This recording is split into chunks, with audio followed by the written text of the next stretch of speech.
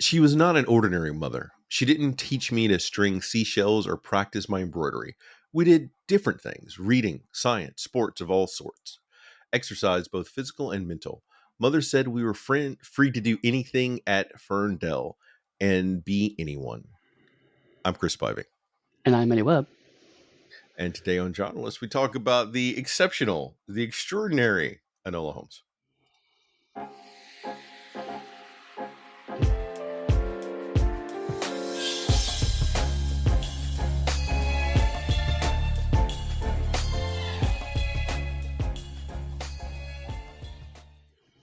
I may have tipped my hand early on that I like this movie. I feel like we're going to have inverted opinions from last episode, actually. I am not surprised as I rewatched it with a critic's eye that's going to occur. Yes. I feel like you're going to have the same feelings I had last week, which is I really like this film, but when I analyze it, there's lots of problems. Yeah. But I'm going to start this off, though, by undercutting you and pointing out this is a movie made for young adults to tweens Oh, absolutely. versus the Ian Holmes movie that was not. Sorry. Yeah, Ian Holmes. No, maybe. I don't know. I'm erratic this morning. The Mr. Holmes movie that is not made for tweens. It's made for an older crowd. No, absolutely. And you are certainly part of that older crowd, so you should have loved that film. I am, but yet I have the heart of a 25-year-old. It's Mind true. I you, can see that's right there behind you. thank you. That was my joke. It's for my ritual later today when I defeat Cthulhu. Um, We have done this too long, my friend. so I'm gonna, if you don't mind, kind of dive in a little bit here because I mentioned this before, kind of where we're at now with Holmes as setting, and I mentioned it last week. Kind of what I mean by that, and Enola Holmes is a great example of this, is that people are now starting to look at the cast of characters around Sherlock Holmes as a way to do Victorian adventure things. Because Sherlock Holmes is a very easy kind of shortcut to do all of that with.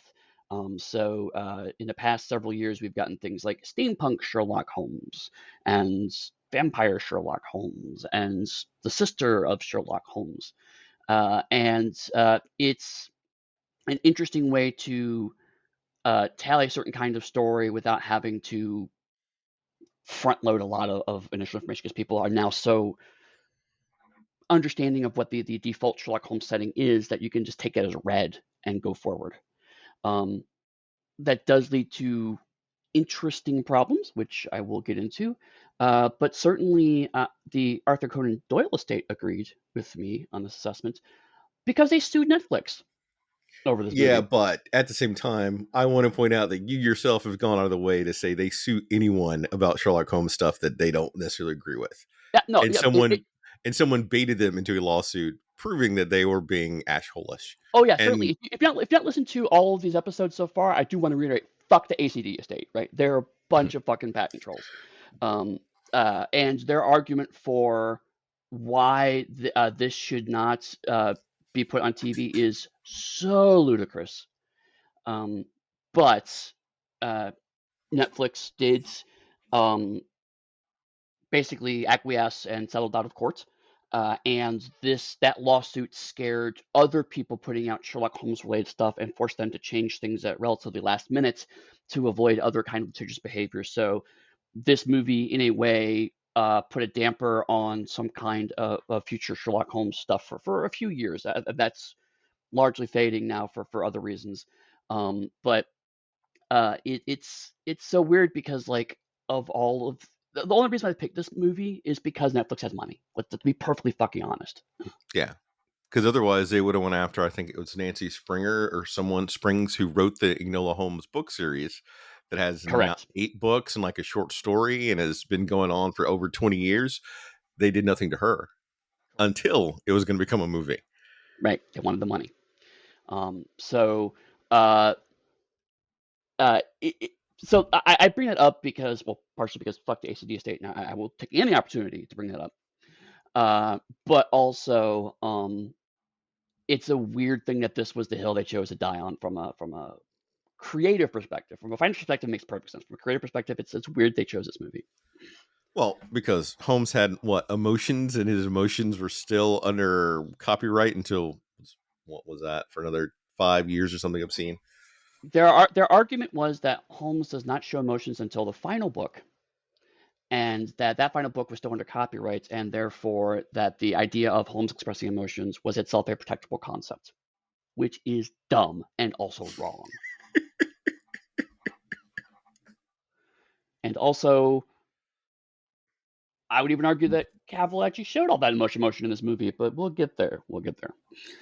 Well, if you want to talk about in interviews, he said that he reined back the emotions from what he originally was going to Yes. do in the acting role. Yes. Yes. So, because he said something along that's above my pay grade. Which it is. Henry Cavill should not be answering those questions. Not at all. Any other things you would like to, any stones you'd like to toss at the movie as we're going through this part? Oh, I have plenty more. Don't get me wrong. But I do want to, much like last week, I also want to say that I enjoy the movie. Um, I enjoyed watching it again. Even it is a fun movie.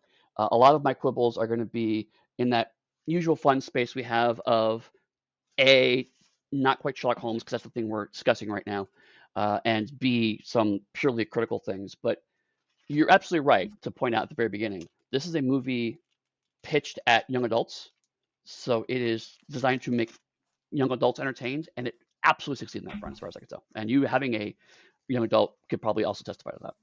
Yeah, because the first time that we saw it, I watched it with her, and she loved this movie, and she watched it on repeat. And then when they came out with Enola Holmes 2, she watched that on repeat. A little bit less because Enola Holmes 2 was more mushy than this one, so she has a resistance to that mush factor. Oh, good, you're training her well then. Mm-hmm.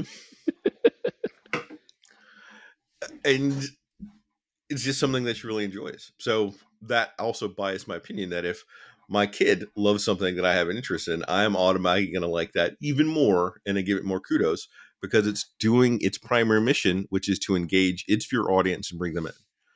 For Mr. Holmes, which I don't know if it's on air or not, it is a good movie for its target audience. I am not that target audience, but it is Right. a good movie. I can appreciate how well it was executed. Right. I would never watch it again.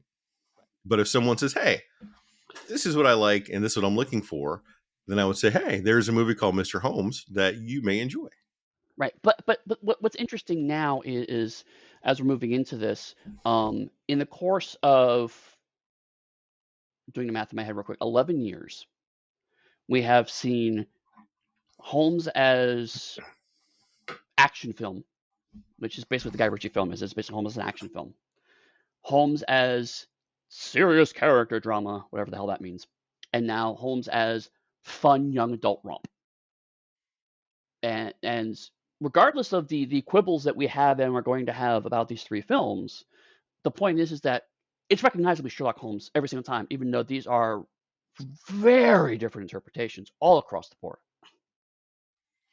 And that's, of course, leaving out the TV counterparts that Right. we also differ and quibble on. Right. But I mean, uh, the point is like the 21st century has really kind of shown that there is what we saw in the 20th century was a lot of different ways to do Sherlock Holmes quote unquote correctly.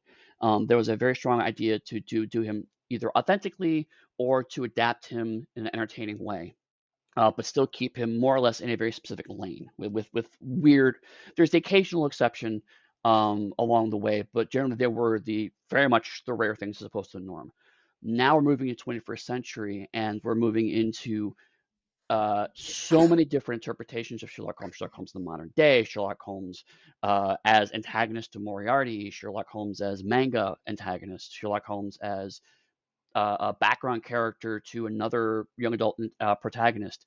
I mean, there's a young Sherlock Holmes series we've talked about before that's being produced.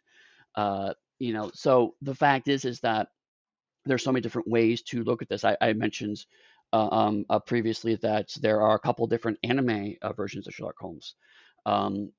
There's one long-running anime manga character who was a detective who was inspired by Sherlock Holmes and then was forced to become a young kid due to anime reasons.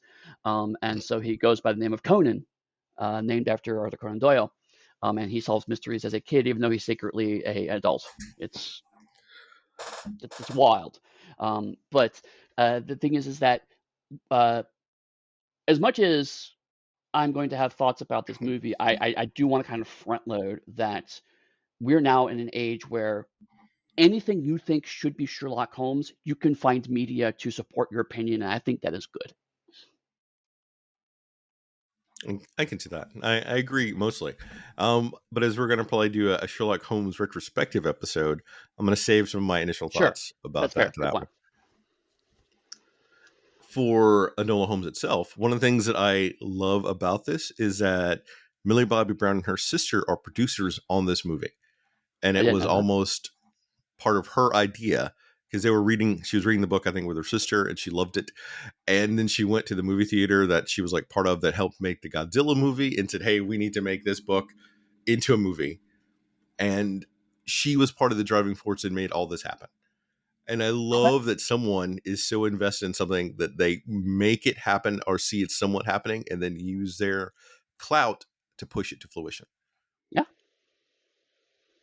And utterly fascinating. And given the fact I think they're also both producers on the sequel too. I Yeah. love it. And as of late 2023, there's active production on The Holmes 3, and for Netflix to do a third film is frankly unheard of. Well, this was, I want to say in, what was it, 2021? This was their seventh most watched Netflix creation of all time. And when it Hmm. came out, it blew the doors off like everything for the first week or so. It was their most watched thing. Yeah. Exceptional. Yeah, and as a result of this, Netflix started investing in other Holmesian style properties. Um, I mean, like Another the one Adam came. Project. Where, I was actually thinking The Irregulars, which is another debate. I Um, was making a Ryan Reynolds joke. I know, I was ignoring it. But I Did you just red think notice me? Ooh, two Ryan Reynolds jokes. Ooh, ooh. you're in a mood. You're in a mood. Um, I think that did not work out well for them. Much like the same thing of like, oh, we'll invest in Mark Millar and make a bunch of Millar verse Ugh. shows, and that didn't work out well.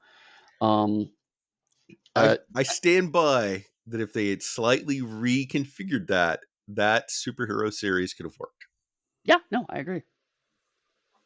But they went the exact opposite direction in almost every decision. But we're not here to relitigate Relitigate that. that, yeah. Although if Matthew was here, we'd be relitigating Kinder the Embraced.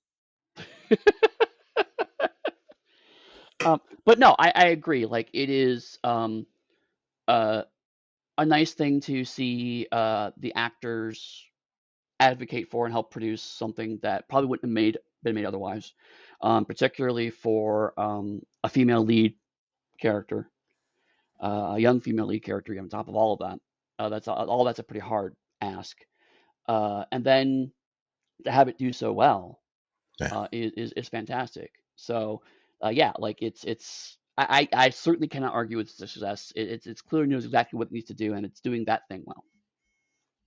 And additionally, Netflix also then invested in the Molly invested in her heavily too because she had like another movie called Damsel that came out. In addition to the Stranger Things fame that she helped make happen.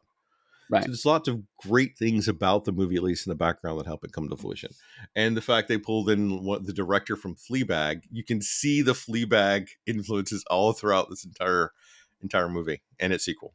I admit I've never seen Fleabag, so Phoebe Waller-Briggs' television show, I think, was based on a sketch or something of hers. It ran for about 2 seasons on hmm. is it Amazon Prime, and she does a lot of fourth wall breaking and she looks Uh, so she talks to us in the audience, and it's supposedly a comedy, but it's a very dark story on the layer of comedy, and she's a horrible person throughout it. okay, yeah. Now that you say that, I could see how that connects. If you haven't seen it, I would recommend the first season at least. The second season was good, but it wasn't as good as the first season. And each one's about 6 episodes. Oh, yeah, worth popping into that just real quick. It would be a dramedy. Ah, Saw your whole which face fall. which now that you say that, like, one thing I've been kind of struggling with as I rewatch this is like, is this a comedy?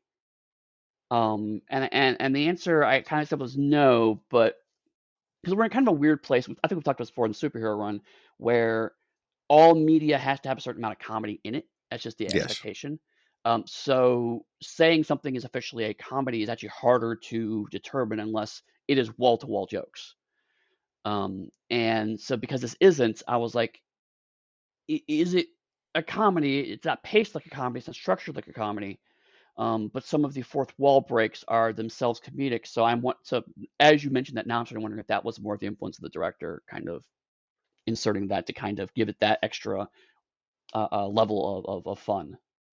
Oh, at time of recording, sometime recently, Emmys have occurred. So, are we about to get to an Emmys discussion about the Bear?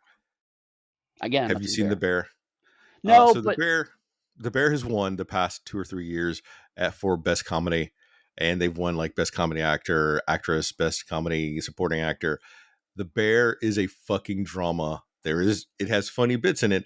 There is no comedy, and to watch them constantly destroy comedian actors and actresses who get no credit for the amazing work they're doing on a comedy show versus people in a drama who are like acting, and there's some funny stuff that happens around them. It is one of the most painful, emotionally engaging shows you can watch, and it's listed as a comedy, and it wins every year under comedy. yeah, to a degree, back to our kind of core conceit. But like a lot of times when I see stuff listed on streaming services, oh, it's this genre. It's like, are you just shoving it here because you think that's where it's going to get the most attention, not because it's actually where it belongs? Yeah. And it's Uh, so bad now that even people are asking, "Do you think your show's a comedy?" And the actors are having to like sort of try to dance to the side. It's like it's not me that put it there. I don't want to get fired for answering that very direct question. right. Like the last live action show I can think of that I saw that I can unequivocally put as a comedy is probably The Good Place. Yeah, Um, because it is the closest to being structured like a television comedy that I've seen in a long time. Even that's not entirely a comedy, but it's so clearly the comedy is the core of it. But most comedy has slid to animation these days. Um, and there's just not much live action unambiguous comedy anymore. I take it back. There are some longer running shows that still fall in that game, like It's Always Sunny in Philadelphia and whatnot. But newer stuff doesn't seem to be falling well into that category. I think Only Murders in the Building still follows somewhat of the trope, but that's because it's headed by Steve Martin. Sort of, Mm, he's like okay. it's sort of his brainchild, and then he has Selma Gomez and Martin Short there, so it's automatically becoming a comedy. Sure, right. But like similarly, what is the Seth MacFarlane live action show? I just blanked on the name of it. He's a sci-fi show, His homage to Star Trek. right? Yeah, I don't remember what it's called. I've never right. seen And it. there are people now listening to the podcast screaming the name at us. But point is, like, that first season was actually the first half of the first season was very much a satire of Star Trek, and then over time, it just becomes a Star Trek show. And I think you said Seth Meyer, but I think you meant Seth MacFarlane, right? I thought it said MacFarlane, but it may not be when it came out of my mouth. Yeah. Mhm. Because Seth Meyer does a great late night talk show with Seth Meyer. That's pretty funny. Right, right. Anyhow, we're way off topic. Um, Come on, it's are you surprised? So, all right, yep. behind the scenes magic for folks. Normally, Eddie and I would spend 30 minutes to an hour just catching up beforehand because he lives way overseas and his timing is all off. So, eh, My timing is correct. like that. This morning, we didn't have a time to do that. So you're catching like snippets of us trying to stay on point for the podcast versus us just going and tangenting into random topics. Right. Fair enough. We Uh, broke a structure of 3 years today that we built and endeavored to. I could go on for like another 20 minutes doing you, this. you you could, and I will call you a liar for every minute of it because you are not exactly Mr. fucking structure. Back to Enola Holmes. Look at that subtle transition just by making a statement I and hear doing the it. gears grinding on that segue. Yeah. Before we really get into it, and as people have already watched it, how did you like the character assassination of Mycroft Holmes? Okay, if we're talking about that now, we can talk about that I now. want to get it up front. Uh, Then we uh, can go into this summary. so let me start by telling an anecdote. A friend of mine, uh, she and her husband had never seen much Sherlock Holmes stuff. They knew I was really into it. And so when Enola Holmes came and said, "Hey, we're gonna watch Enola Holmes," like, "Yeah, cool. Tell me what you think." And then afterwards, she's like, "I really like it. And in fact, we're gonna start looking up other Sherlock Holmes media." I'm like, "Fantastic. That's really great. That's what you want for an entry level thing for a new franchise that people are familiar with."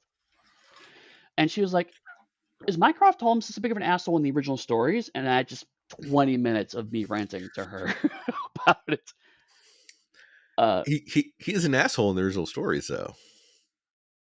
Not in the same ways. Oh no, not the same way, but he's an asshole. I'm just Right, focusing on the and asshole part. that's what I had to clarify is like he is exactly as much if he's like 2% more of an asshole than Sherlock Holmes himself is. He is slightly more of an asshole.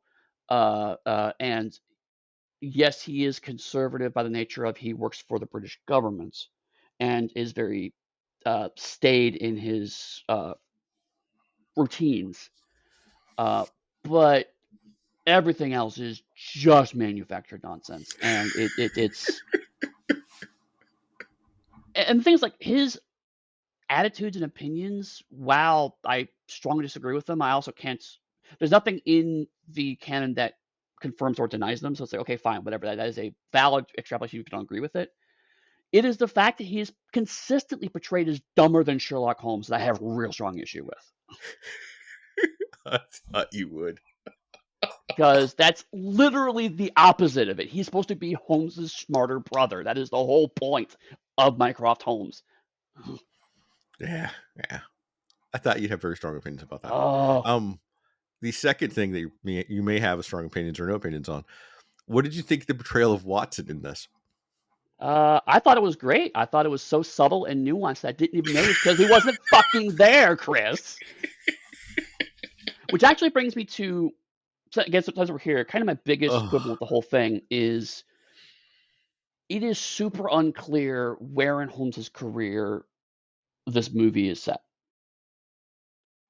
Um, by and this is purely by because I don't think a year's given. So by just bits and pieces, it is implied that Mycroft Holmes is not yet working for the government. He is one of the reasons why he is so cruel to Enola is that he's worried about how he's perceived, so he's trying to get into a position of power.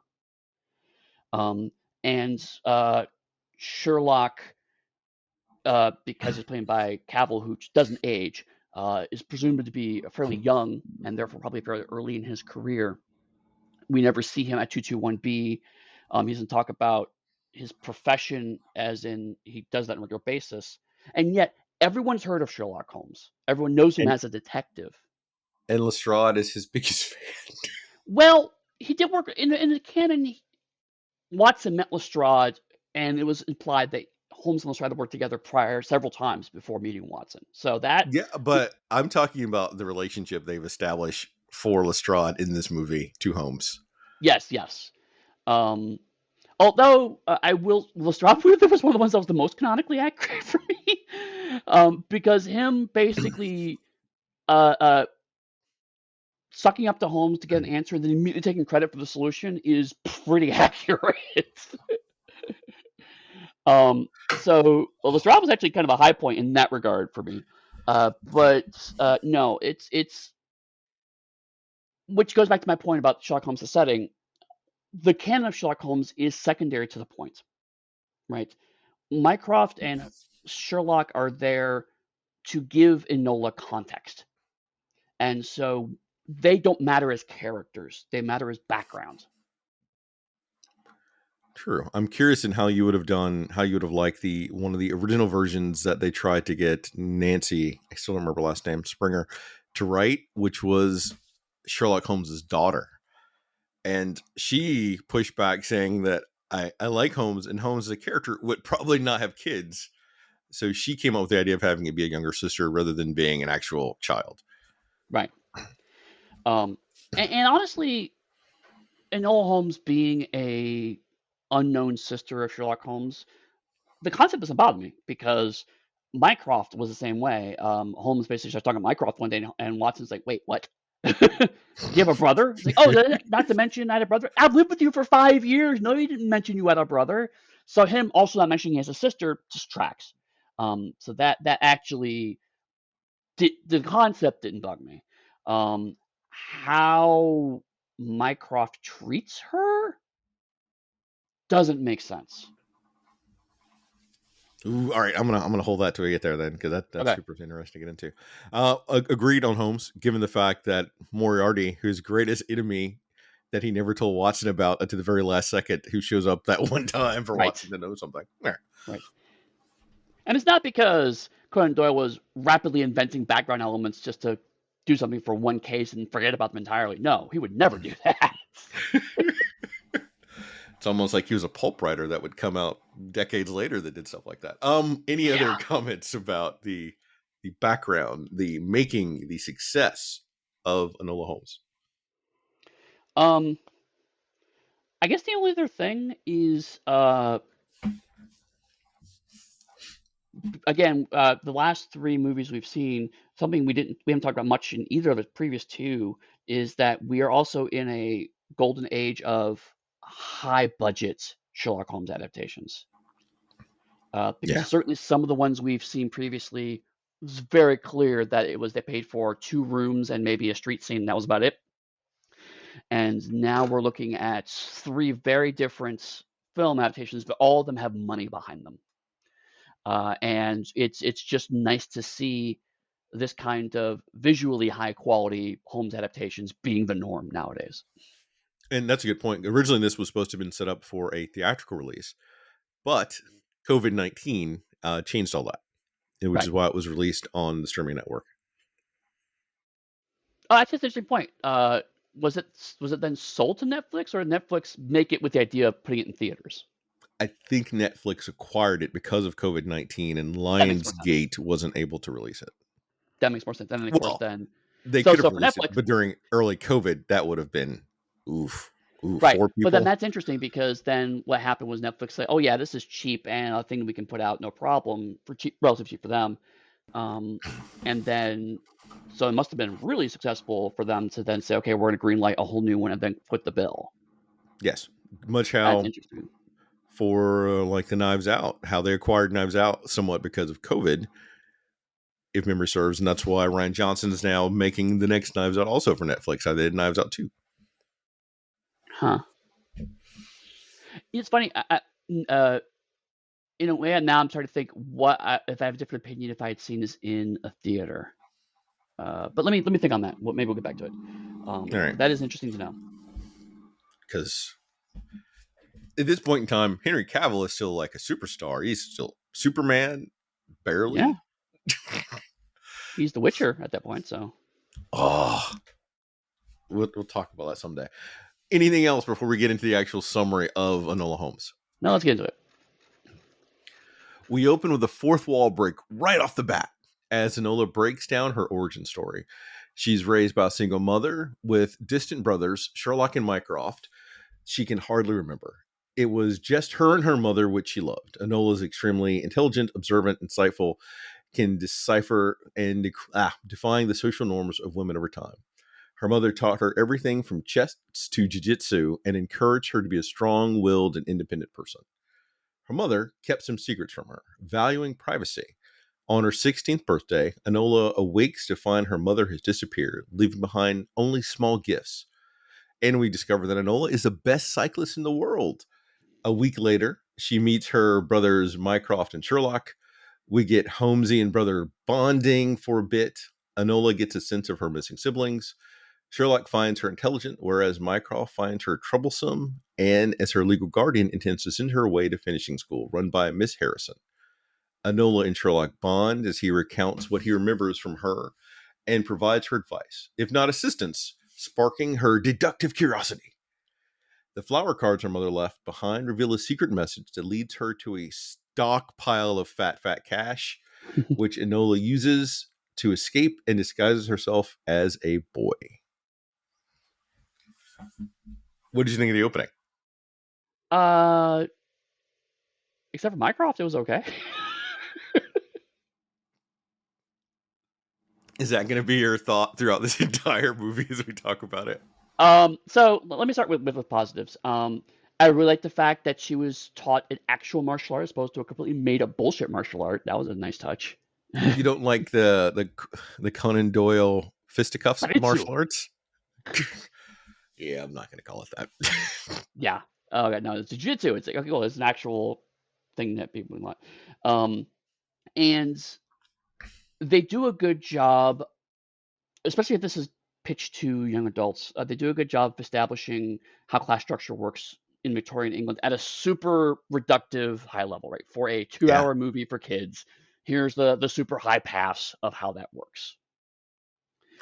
And Um, that's reinforced constantly throughout it as you're hearing bits of it when Mycroft shows up saying, "Where's the so and so? Where's the X and Y? I paid for this and that." And it shows you where all the money that they've been living off of for her 16 years here has come from. right. Yeah. And that concept tracks. I mean, um, given Holmes's idiosyncratic approach towards case fees, combined with the fact that uh, Mycroft in the stories had was part of the higher level government and therefore a gentleman of some means, having them be basically country nobles, for lack of a better term, just track. And so having parents and a sister who live out in the country that they barely acknowledge or talk to, that is all something you can put in, and therefore having a mother and a daughter who are living by themselves functionally makes sense. That all lines up for me. Okay. Uh, what bugs me is, and this is something that we talked about in many of these series, is I see the flaw of how Mycroft is handled, and there's an easy way to fix it, and I'm frustrated that they didn't take the easy way to fix it. Ooh. What's the easy way to fix it? So Mycroft is worried. Mycroft is the elder brother and has inherited the estate. Makes perfect sense. Especially if the mother's missing, he's now responsible for that's how inheritance works. It falls to him. He now effectively owns all this stuff, and even actually, the movie kind of muddles this point intentionally, I think. But technically speaking, as soon as the father died, Mycroft should have inherited according to actual law of the time period. Um, uh, Adora wouldn't really have access to anything because she's just the wife. That's how it was back then. You say Um, muddle, but I think it says that without saying it. well, I'm muddled as in they don't make a big deal of it, right? Yeah. If you read between the lines, it is all there. But why Mycroft cares now, it can be if you're not paying close attention, it can be read as either he's here now because my interpretation is he cares about it now because he's there and just didn't care about it before. But it can also be read as, well, now that Edora's gone, I now have to take responsibility. And the way he phrases it intentionally kind of could go either way, because ultimately that bit doesn't matter for the movie, which is why I said muddled, Yeah. because it's so maybe dampened is probably a better way of phrasing that. It's dampened because it doesn't matter for the purposes of the movie. But Interesting. Because I took that as the responsibility piece because when Adora was there, he got to do what rich people generally get to do and just throw money at a problem and it's not his. So he right, didn't have to worry about a mother who we go obviously see he doesn't care for, a sister he doesn't care about, and he has enough money to just have that resolve itself. right, right, and actually that's kind of where I'm going is like I'm with you on that because that's how that should have been played up more.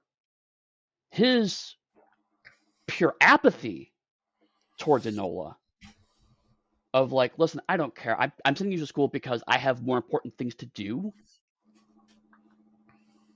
And then going, okay, clearly you're not going to fall into your lane. So Sherlock, you deal with this. You're the younger brother. And then him fucking off would have had the exact same setup, which is that Enola and Sherlock start to bond. Mycroft is the absent, distracted brother who doesn't care about Enola's future. He only cares about his path towards government, that would more closely align with how the character is presented in the stories. But what happens is he comes in and suddenly cares very deeply about Enola to the point where you're not doing this right, you're not doing this right. It's like, why do you care? Nothing about the story has said you care. Nothing about your character says you care. But that goes back to the thing about her and how people engage with her influences his status and reputation. Right, but I mean, I think the bigger issue is his anger about it is the part that Yeah, really frustrates me. I get Um, that completely.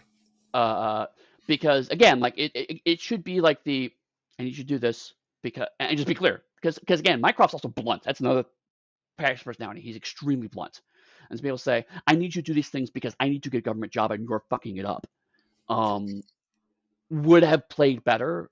But again, also just like Sherlock, here's 500 pounds, just solve this problem, get her into school. I gotta go. I'm going back to London. But he's so mad at Enola, to the point where later on in the movie he's actively cruel to her, and that just really bugs me. Hmm. All right. I've got something about that, but not enough of an idea to really engage with it based on what I remember reading about Mycroft and how he treats Holmes.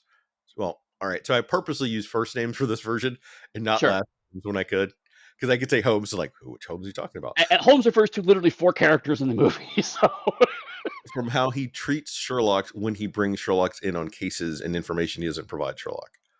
And some of that's not apathy. Some of it is just him fucking with Sherlock. And so that, fair. and you I can was take that emotional thing and flip it because Enola is younger, so he doesn't view her as a peer, but as a burden that he then has to endure. That once again goes back to stopping him from doing what he wants to do. Like he has to leave the Diogenes Club to come here to fuck around with these people. I would be pissed if I had to leave my soft, cushy fucking chair in London drinking brandy to come here to deal with like a fucking kid who's 20 years younger than me that my wackadoo mother was supposed to be taking care of that I sent money to, who's obviously been bilking me for decades right, and not doing right. anything he's going to do. But the problem is that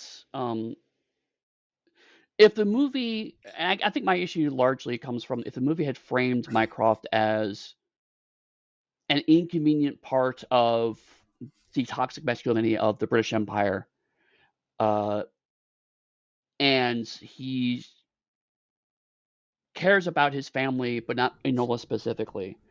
I think there's a path through with all of that. Yeah. The problem is the whole movie explicitly frames Mycroft as the antagonist. He's Enola's antagonist through this movie. And I would almost go, but I can't completely. Is that's because we're viewing the movie through Enola's eyes and Mycroft would be the larger antagonist in Sherlock. But I can't do that because the movie is not specifically set only through Enola's eyes.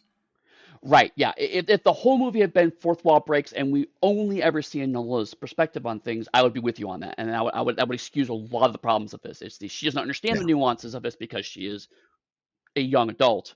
But because we explicitly see scenes where she is either unconscious or not present, you're right. I can't go on board with that either. But that's like where my mind went. But then like I said, I talk about it as a critic, and that doesn't work because of all these other stuff's going on. But that is Yeah, how Enola views Mycroft. So that is how the camera is trying to get us to view Mycroft to make the story have more weight and pressure on Enola to constantly be running and moving and not staying as a stationary place. right. Now, all that said, um, I will say that whenever you do introduce more background elements to characters like Sherlock Holmes, there's always a danger that comes with that. Um, like, for example, certain movies that try to introduce a complex backstory to James Bond that may or may not have been successful. When you have these characters that are supposed to be a little bit of a Are you cipher. are you complaining about Diane Rigg and George Lazenby? Is that the Bond movie you're specifically referencing, Oh or are we God, going no, to Pierce Brosnan and Sean Bean? no, I'm referring to the much later, much later. No, actually, I like the Lazenby one. No, But yeah, certainly the Daniel Craig one where it's like, but your parents Ugh. were died, and you're an orphan, and that's why you were secretly part, and you have this estate, and that's why you're secretly You part of this. And, you have a problem with the amazing Skyfall where Judi Dench is the Bond girl in that movie? Skyfall was so bad, Judi Dench died from And embarrassment. and they couldn't get Sean Connery to come in to be the role of like the housekeeper, whoever the landkeeper, whoever That that would have been was, funny. because That would have that's been who it should funny. have been. That should have been. All Um, right, if people want us to do a Bond run, let us know because I think both of us know a bit about Bond on this call. we do, but also it's so Oh, problematic. it would be, but it is also so cheesy. It would be so much fun. God, yeah. Anyway, but there have also been like young Sherlock Holmes stories. There Before have you jump been though, Eddie, I want to say that us discussing Bond is totally relevant because Henry Cavill was a person that did not become Bond and Daniel Craig did because they told Henry Cavill he wasn't built enough. And now we have Henry Cavill, not Henry Cavill. yeah, right, yeah. It's just like, He's like, have "What? you have you What? seen You Henry want me to be Cavill? built? Fuck you!" And then he goes off and becomes the Witcher and shotgun arms when he flexes. I'll be honest, Henry Cavill's Bond would be fucking amazing. But anyway, um, uh, so when you so uh, anyway, yes, there's been other stuff that introduces backstory to Sherlock Holmes. This is not bad. And actually, I kind of like it because the extrapolation of everyone in the Holmes family is fucking weird is not a hard stretch. But specifically that Eudora is where the intelligence family comes from, not necessarily the father that we don't see, is a good touch. Yeah, I And enjoyed the actual how they showed the relationship between Adora and Enola. Like that yeah, was a very nice touch. And for people, if like I said, if you're trying to appeal to a younger audience, frequently mothers are considered to be the people that would be there to like nurture the kid, and it gets to invert that concept by having it be a nurturing relationship that makes you a badass. So that was very right. nice. And also, again, one of those things that the movie dampens, but I think is still very much present and intentional, is the idea that Eudora is like, okay, I'll make up. You have two sons. You have the elder and younger son. That is my obligation as a Victorian wife. And this daughter that nobody seems to care about, she's mine. I'm going to sculpt her the way I need to. And so, Enola being her favorite is very clear. And again, I think Mycroft's reaction would have made more sense if that was a little more obvious on the screen of like, Enola did not favor the two boys the way she favored her daughter. Yeah. Funnily enough, Helen Bonham Carter's agent told her not to take this role because it was too small for her, and this was like the smallest role she'd taken in decades. Wow. But she loved the character so much. Wow. And clearly everyone loved her because she's a bigger part of the second movie, so.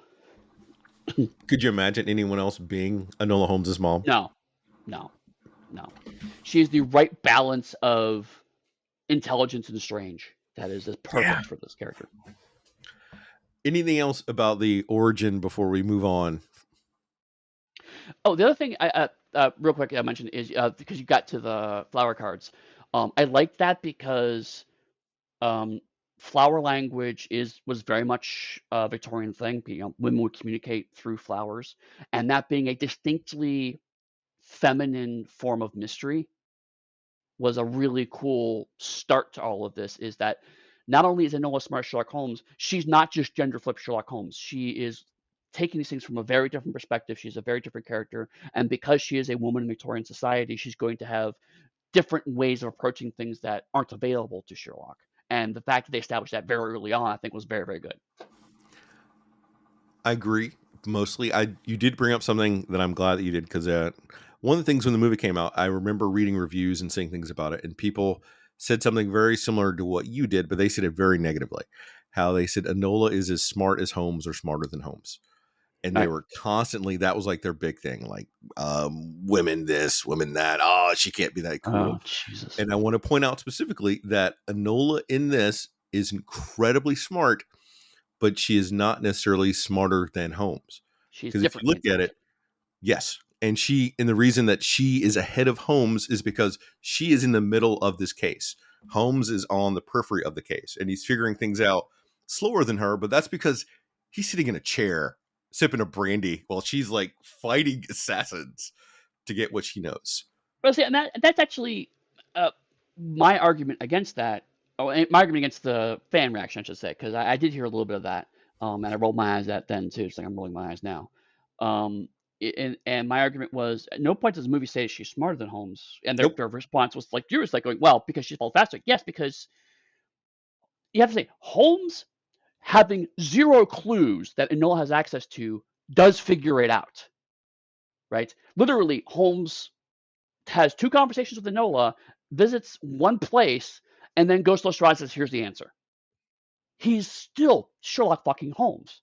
Yeah. The difference is Enola is actively talking to people, finding out information, and has context that Holmes doesn't have. When Holmes is actively engaged in a case, he would be just as fast, if not faster, than her. The fact that he is completely cold to the case and still figures it out is the fact that he's Sherlock Holmes. But Enola understands people the way Sherlock Holmes does it. And that's why the key thing he gets wrong, which we'll get to, is because he doesn't understand people the same way that Noah Yep. does. And the reason that I love this movie so much is it sticks true to that. So for all of my Holmes love, that is still there. But it also has the fact that it doesn't undermine Enola, because Enola doesn't have the 15 years of being an active detective that Sherlock has, that she doesn't. Right. So she's learning how to do this and is doing all this stuff. Holmes has the experience and his own brilliance that is different than hers. So that is why I love this movie. I love the character and how it's executed, because it doesn't Like so. diminish their characters. It does diminish Mycroft, which I'm not a fan of, and it removes my buddy Watson, which I hate. Right. Right. Also, the other thing the movie does is specifically Enola is good at cryptography and word games. She doesn't have the depth of London knowledge that Holmes does, and Oh, that's a but I piece love that it. actually trips her up at one point in the movie. And she doesn't have the cultural awareness that Holmes does. As much as we all talk about how Holmes is socially awkward at times, the canonical Holmes is completely aware of how social things work. He just doesn't give a fuck, and that's a Yeah, big difference, right? That's one of the reasons why I don't like the Benedict Cumberbatch interpretation. I'm a sociopath. No, you know exactly what you're doing. You just don't care, and that's yeah, different. because it's not Holmes worth actually knows his how society time. works. That's why it works, because it's not worth his time and effort to do that. Right. Enola does not because she's lived in the middle of nowhere with her mother most of her life. When And they're made, which is super weird, by the way. right, right. But when Mycroft calls her a wildling, he's not entirely inaccurate, you know. Oh, love it. So much like you, there are some things I do not like about this, but there's so much that I love about it. And I had the experience of watching it with my kid. Mhm. So I am more passionately enjoying it, even with my critics hat on. I see the issues, but then I also see some of the things they did try to counteract it and take into account who its audience is, Yep. which has me going back and forth. Anything else about this before we move on? No, let's move on. On the train, she finds young Viscount Tewkesbury hiding in a travel bag. She thinks he's a nincompoop, but warns him that a man in a brown bowler hat, Linthorne, is searching for him on the train. We get some teenage flirting between the two of them before Linthorne finds and tries to kill Tewkesbury, who is saved by Enola and then aided in escaping by jumping off the train mere moments before it passes over a bridge. They banter back and forth as they walk through the beautiful countryside, and she discovers Tewkesbury is a skilled botanist and able to make them a fine dinner out of foraging edible plants and fungi. Can I say, I'm not going to give Army story. Never mind. Enola cuts his hair to aid in disguising him, and they bond over their dead fathers around a campfire. They bond over their dead fathers around a campfire and share more about their lives and why they each ran away from home. The duo arrive in London and part ways as Enola wishes, and she's instantly overwhelmed by the world she'd been sheltered from. Enola plans to hide from her brothers in a disguise they would never expect. Then we have more bonding with Mycroft and Sherlock, who are enjoying a fine snifter in the club. Mycroft wants him to find their mother, and Sherlock is more focused on finding Enola. Mycroft dispatches the police to look for someone who matches Enola's description, but doesn't say that it's a Holmes, as he complains about England not needing more registered voters. Right. Stiff upper lip. So, Tewksbury. Um, Discount. so I'm not a fan of the Tewksbury subplot, but it is purely because, to your earlier point, it's not the movie's not geared. That part of the movie's not pitched at me, right? Yeah. And so it's like it's not for me. Doesn't mean it's bad. And if anything, even though I'm not a fan of that subplot, I do deeply love the fact that Tewksbury is unambiguously the damsel in distress in the entire film. Yeah. Perfect. I love it. I love it so much. At no point does the male character, strong man, take over things. No, he is completely the girl that needs to be saved in the entire movie, and I fucking love it. But what I do like is that they also don't completely down that road, because then that would have people say how they did anyway. It's like overly feminist. He comes in at specific moments and is helpful for Enola to do things. Oh yeah, but he doesn't take this limelight. But it's specifically he's there to help with things that the movie's already established she has weaknesses for. Yeah. It is not he comes in and does the things she's doing but better, which is the more common interpretation of that. It's the hey, by the way, you don't know how high society works. Let me help you out with this piece that is missing from your skill set. It's how it should be if you have a buddy cop version. Each of them should be good at things. Like Enola can make a fire, but she couldn't figure out the plants. Tewksbury knows the plants but couldn't make a fire. Like, Right? Yeah, that is how it's supposed to work. That's yeah. storytelling. And so he is in some ways kind of the Watson to Enola's Sherlock. Yeah. So what I'm getting from you though, Eddie, is that you don't want to engage with a floppy haired nobility. No, not really. No. Okay. Um, Also, but I mean, I also do like how the movie. So the movie does something clever that the first time it happened to annoy me. The second time watching it, I appreciate it better, which is the whole women getting the right to vote subplot. Yeah. Um, the movie does it right, and it's happening right here. The movie does it as a kind of world building, and the first time around, I was like, why is it doing this? And I kind of like, well, it's for kids who probably don't know Victorian history, so it's to kind of help them understand what's Victorian history about. And the movie room pitches that of like, here's just how history works. Here's the stuff's going on in the background to kind of give you context for things going on, and it's always done through the. It's always done in a good way in the sense of it's always characters remarking about it. It's not just pages of information that happens later. A lot of it is people remarking on this thing that's happening. So you're also getting character building at the time, which is how it pitches. Like, oh, that just happens to be this historical detail that everyone is kind of talking about, and therefore we learn about the characters through it. It's not until much in the film that we realize it's actually part of the plot, and a very important part of the plot. So yeah, I could see why people are like, "Oh my God, it's so overly feminist." It's like, but it's actually part of the mystery, Yeah. And you it's know? layered from even the background story with Enola, because her mom and the secret meeting with all those women in there that she sort of shushed out of. So Yep, it's in almost every part of the movie. right. Oh, I love it. How did you like seeing our guy from Torchwood coming in trying to kill some kids? That's who. The whole time I was like, "How do I know this guy?" And it was at the very end. I was like, "Oh yeah, it's the guy from Torchwood." I think it's Um, Owen's his name in Torchwood. yeah, I think so. Um, and it's fine, you know. It's menacing man in a bowler hat. He's doing menacing bowler hat things. Okay, Lord Bowler may have an issue with that, but otherwise, I thought it was fine. Oh god. And it goes back. My last piece is going to be is about, of course, Sherlock and Mycroft sitting in the club and watching the two of them banter was another part of the film that I enjoy. It shows sort of trying to establish difference between the two different characters. I'm not saying that I enjoy it from the actual literature, but I enjoy it from this movie's perspective. Right, and that's why I struggle with this movie because within the universe this movie is constructing, it's good, right? You know, if you just doubt. This goes back to your point of if you're going to change the characters so much, why not just put in new characters? That was Yeah. the thing you brought up last, and that was in my head a lot watching this because I was feeling the exact same way of like, why not just make a new brother at this point? You know, you've already made a whole the rest of the family. Why not make a whole new brother and just solve this problem entirely?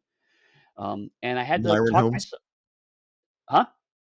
Have Myron Holmes be hanging out there? Sharonford has actually come up in a few different uh, pieces. So Sharonford, well, I'm sorry. Very briefly, Sharonford was actually supposed to be Sherlock Holmes' original name. We actually Oh had the God. manuscript was crossed out and Sherlock was replaced. And so Sharonford has become kind of a name for an even elder Holmes brother in a few different movies and novels. So anyway, digression.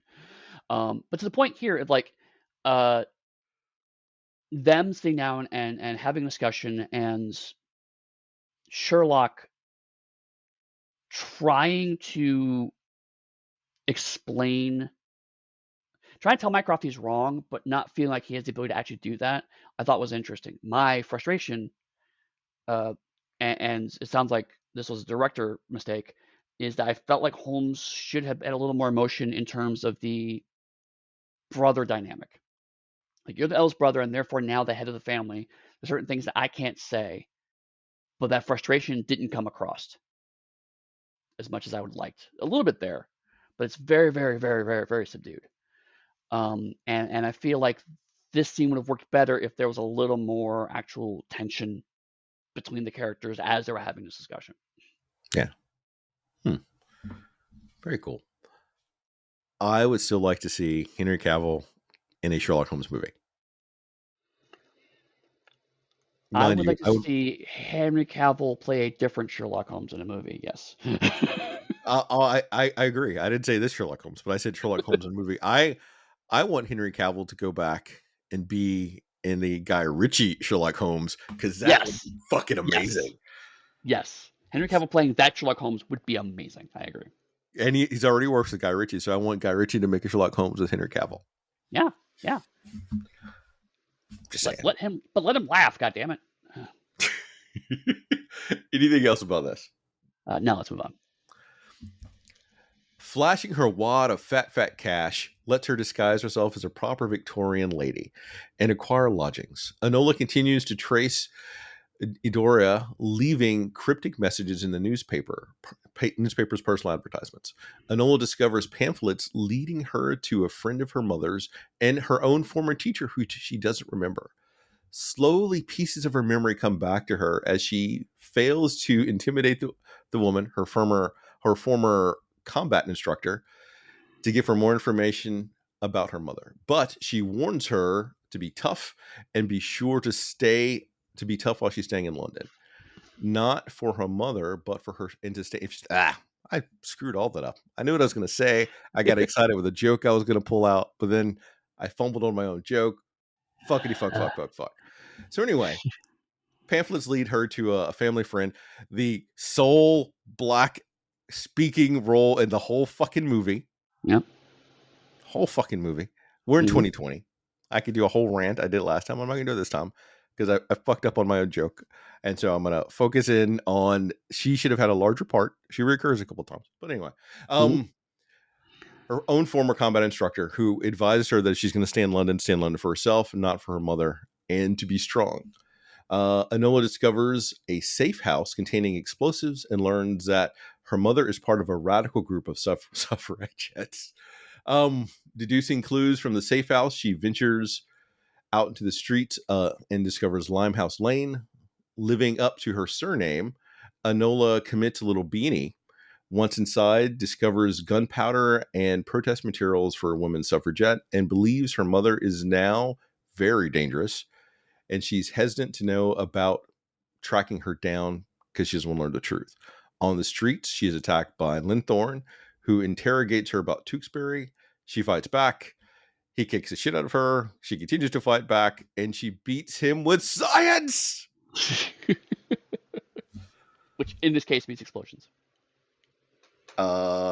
If you remember right, Guy Ritchie Sherlock Holmes beat them through science. I think that dealt with explosions. Well, explosions and electricity, but yes. Um, but And again, I got one joke in. I screwed up my other two jokes. I'm irritated with myself about that this morning. But I got my joke in about her surname because it's a shout back to every fucking Holmes commits B and E in almost every fucking iteration of the show. What am I gonna do? I don't know, Watson. Let's just break in and see what we can find out. he is the master detective of Law and Order, but property rights are a little fuzzy. No, but one thing that I am fascinated about in this movie, and this is something that I did not notice until we started doing this series. So one of the many things that I'm glad we did the series for is the shifting role of radical action against the government throughout the series. So if you Mhm. remember, in the 40s and 50s, the radical anarchists were unambiguously bad guys, just straight bad guys. When we got to the 90s, the radicals were still the bad guys, but we saw more of what was going on with them, and there were more factions and discussions about the politics around it. But they were still pretty much the antagonists of the '90s Sherlock Holmes run. But you skipped over the 70s where we get to see the government of itself is corrupt and needs to be brought Oh down. yeah, right. Good point. But we don't see. But Holmes works against the government, but still within the system, right? Yeah. So the '90s is we're kind of going back to radicals exist, and maybe they have a good point, but still their methods are wrong. And now unambiguously the radicals are presented as protagonists. Maybe perhaps a little too extreme, depending on which character we're talking about. But because we care about Eudora, because we care about Nola, we care about Eudora, and because we care about Eudora, therefore we care about her cause, and because also we think women should vote. That seems like a good thing. Yeah. But then the stuff we're seeing in here is very similar to conversations we saw from other characters run that were very much painted as antagonists. So you're right. Around the 70s is when that, hey, maybe we don't trust the government shift happened in America, and so therefore it kind of started also happening. Well, yeah, it happened in both America and the UK, but primarily in America. And started showing up in the Sherlock Holmes media, and then it kind of waffles around for a while because the Holmes media kind of disperses after that burst of traditionalism. And now we're seeing a pretty strong slant of using the Sherlock Holmes as setting to recontextualize the British Empire and protagonist roles within it. Mhm. One of the things that I like and dislike about this movie all at once is going to happen in the dojo above the tea shop Yeah, tell me more. is that it touches on the suffragette movement. And by having our primary person be a black woman, in of itself is making a statement because I don't know how much you know about the suffragette movement, at least in the US version of it. Some bits, but probably not as much as you. How there was a large contingent of black women that are part of the suffragette movement. Their stories really never told, and even their rights to vote happened later, and they didn't have the same. And white women didn't give them the same support that they gave white women at the time it came to vote to do all this stuff. And to have this movie show the black woman be the primary driving force for this is, I guess you need historical context, but it gives me strong flashes to that, which is in itself is making a statement. But it goes back to how you're saying the movie makes a bunch of statements, but they're all subtle and under enforced statements. Right, So they're allusions to statements, right. which is a problem I also have. But I like the fact that they did it. I also like the fact that she's a kick ass person. Hmm. And I dislike the fact that Enola, who's 16, doesn't remember a woman that taught her basic combat because she Yeah, would have probably been 6-ish when she was teaching her combat. So that's less than a decade. And my daughter doesn't forget anything when she was 6. I can tell you that now. right. No, that the first time I watched it, I was like, oh, something happened in Noah's past where she has amnesia, and no, it's just an excuse to have her accidentally beat up a person that she's looking for. It was just a silly moment, frankly. Now, attempt to beat up a person. Well, sure, right. Because the big character arc is Enola figures out her jujitsu move. That's uh, uh, it's a big thing that comes later because she has to do it 3 times because that's the rule. You have to fail to do it twice before you do it successfully a third time. True. It holds true for combat and jokes, Yes. which goes back to another. I'm going to talk about reviewers who are complaining that, oh, Enola Holmes is a Mary Sue. There's nothing about this character that is, yes, She has so many weaknesses that are offset by some great skills and a bit of luck, both good and bad, throughout the course of the movie. I want to go back. So I say that so I can say that there is no way, if you think you can make people that want to hate whatever you're going to make like it, no way to do it. So fuck those people and make whatever it is you want to make.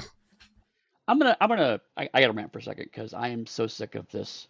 Uh, Mary Sue as a concept is a very specific thing addressing a very specific problem, which is a an insert character that is very reflective of the fanfic writer who could do everything that all the characters can do but better. And the reason why it's called a Mary Sue is also slightly sexist because most fan fiction writers are women, and so therefore they would put female characters in that could do everything better, right? Um, the reason why it is a problem is not because the character is female. The reason why it's a problem is because the character that did not exist previously makes everything else around the character worse. That is 100% not what's happening in Enola Holmes. Mm-hmm. Yes, she is a new character inserted into the narrative. Yes, she happens to share a projected gender with the author of the novels. That does not make her a Mary Sue. That just makes her someone writing her lived experience, which is something we should be fucking encouraging. Yep. Instead, if she was a Mary Sue, you're right. She would be better at Sherlock, at fighting, at detecting. She would be better at Mycroft at doing social stuff. She'll be better at her old teacher because her old teacher's not as good at the stuff. She'll be better at everything. And she's not. She's, in fact, actively worse than everyone else's defining trait, but she's really good at all of them together. Mm-hmm. And she learns quickly, which is the other big arc of the story, is that she's learning rapidly as we go.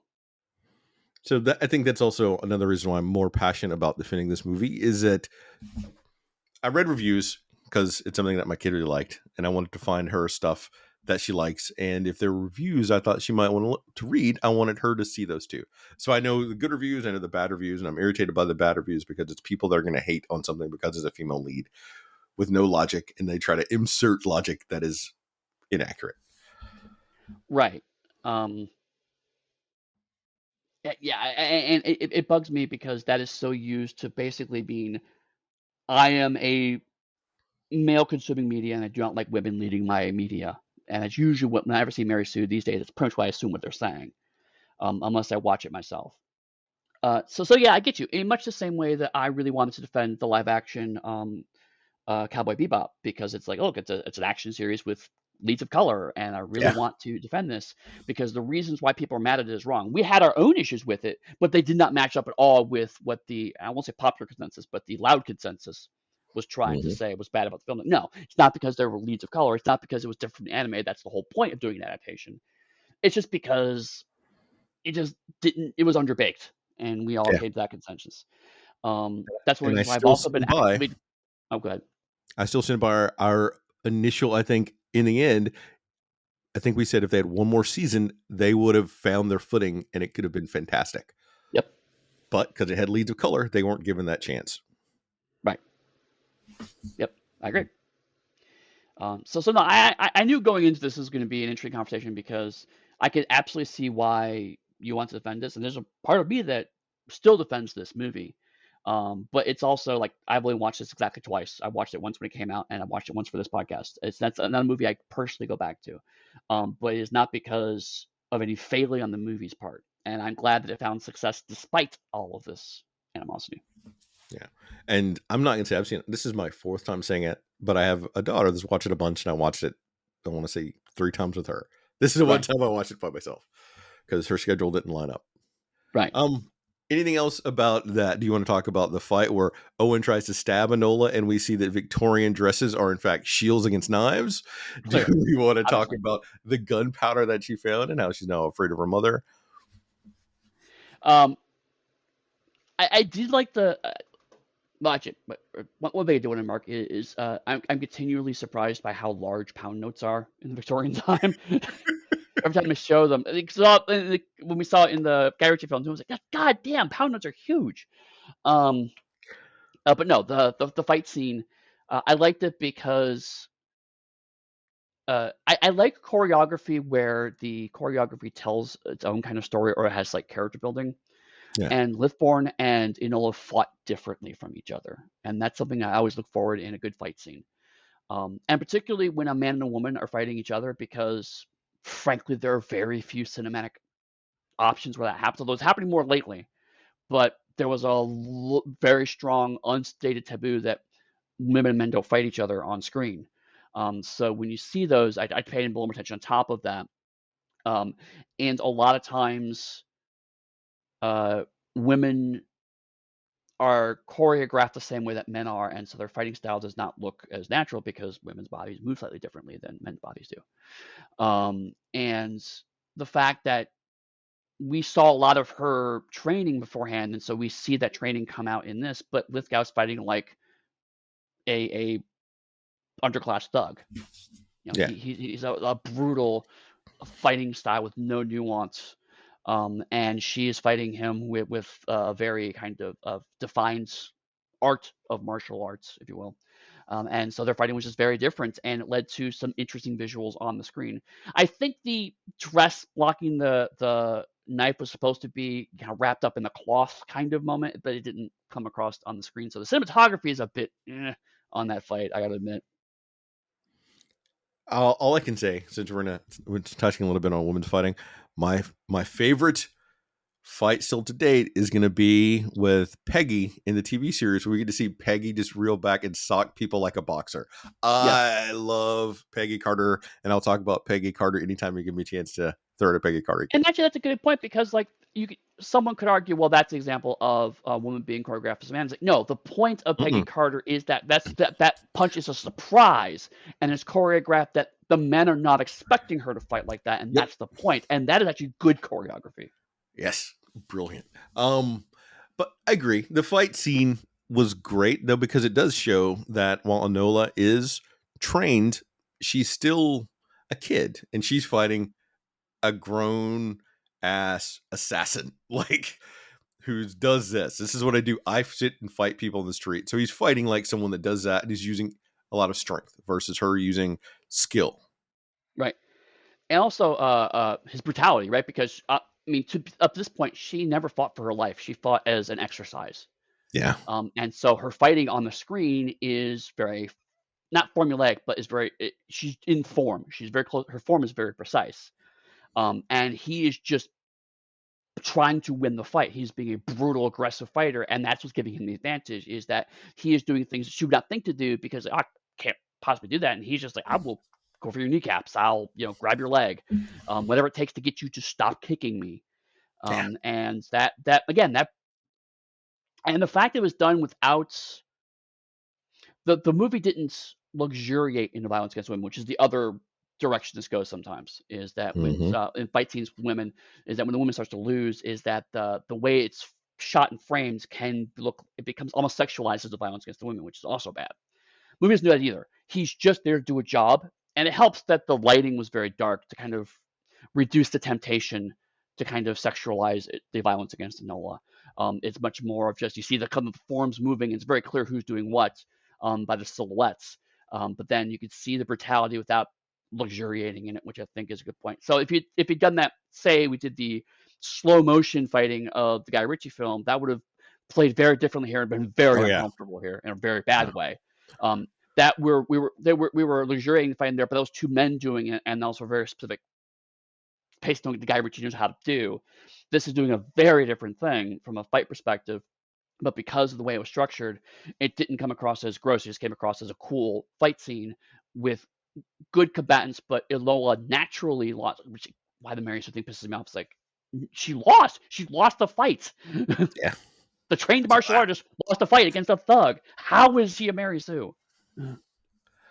Enola, recovering in her room, talks to us about why she's decided to find Tewksbury again to save him from the assassin.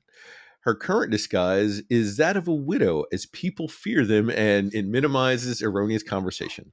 Trying to learn more about Tewksbury at the estate goes sideways as she lies, saying that she's working for Sherlock Holmes as an assistant. And she begins to get a little of information of the family until Sherlock Holmes's best friend, his BFF, his sucking up to my best pal buddy Lestrade intervenes, and the duo play questions. Um, After which gets them both kicked out. Enola greases some palms with more of that fat wad of cash that is endless to further her case and loses her fancy duds. We get a bit of Enola deducing before bonding with the Dowager Tewksbury. Meanwhile, Sherlock and Grayson banter a bit until she agrees to aid him slightly.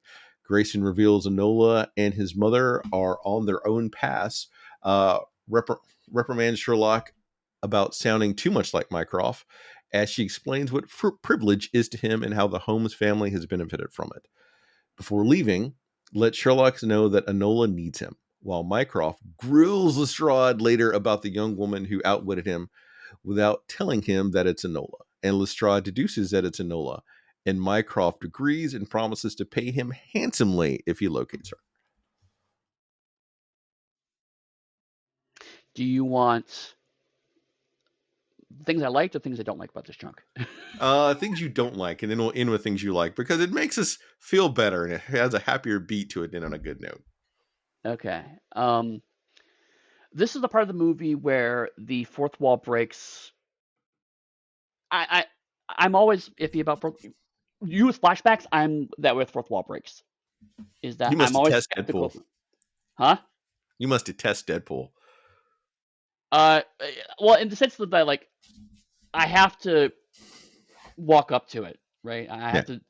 You have to prove to me this worth. Deadpool, I like, but actually, Deadpool's a good example because I feel like this movie does it a bit too much, and this area is where it really hits me because it really feels like the fourth wall break is an excuse to do narration. Yeah. Let me tell you what my feelings are, and rather than showing what my feelings are.